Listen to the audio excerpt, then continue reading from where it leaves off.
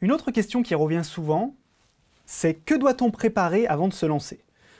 En effet, beaucoup trop d'entreprises se lancent un petit peu les mains dans les poches et s'attendent à avoir des résultats exceptionnels. Bien entendu, la réalité est un petit peu différente. On leur a dit également qu'il fallait absolument aller sur Facebook. Ils ne savent pas vraiment pourquoi ni comment, mais on leur a dit qu'il fallait le faire, alors ils le font. Elles y vont souvent, elles ouvrent leur compte, leur page Facebook par exemple, et attendent des résultats qui ne viennent bien entendu jamais, puisque ce n'est pas aussi simple que ça.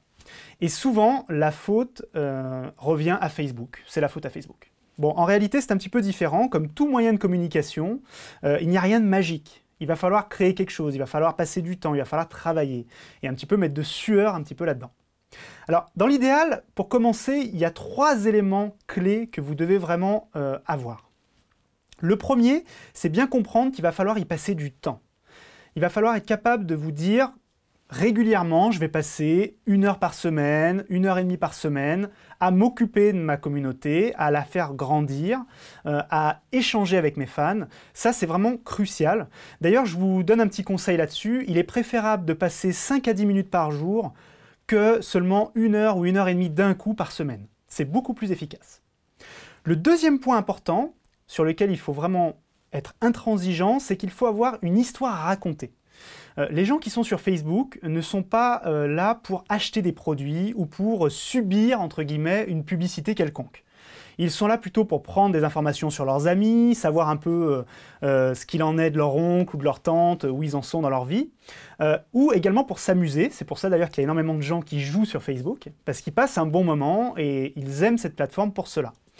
Donc vous devez absolument, si vous voulez vous insérer dans ces discussions et avoir un vrai effet autour de votre entreprise grâce à Facebook, il faut que vous ayez une histoire à raconter, quelque chose qui va vraiment les retenir, plus que juste publier des promotions, des publicités quelconques, etc. Et enfin, le troisième point qui est vraiment crucial, c'est que vous devez être prêt à être vraiment transparent.